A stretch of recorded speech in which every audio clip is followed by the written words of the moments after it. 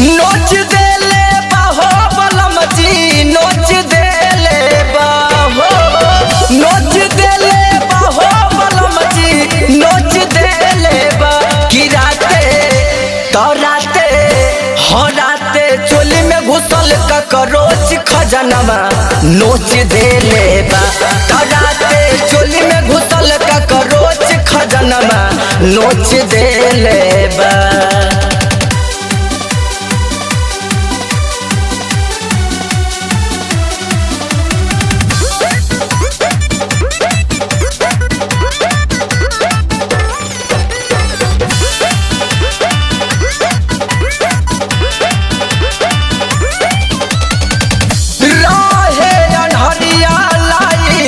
गइल रहुए भागी चिकना सामान में लगा दी हुए दागी सुनत रहे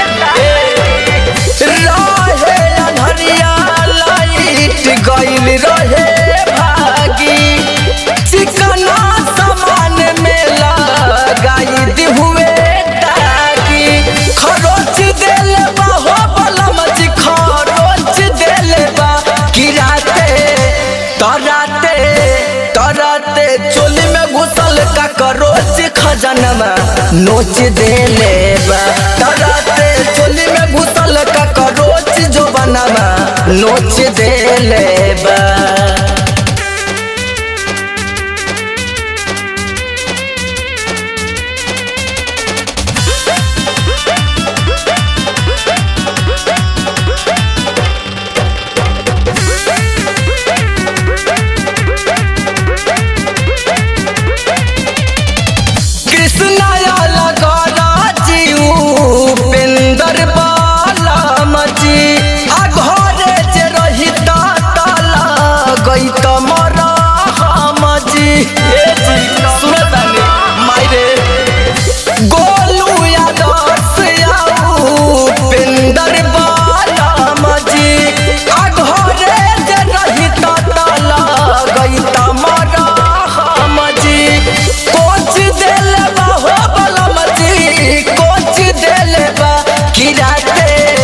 तराते हराते चोली में घुसल ककरोच खजनवा नोच देले बा राते चोली में घुसल ककरोच खजनवा नोच देले बा। जल्दी घरे आ जाइए बलम जी।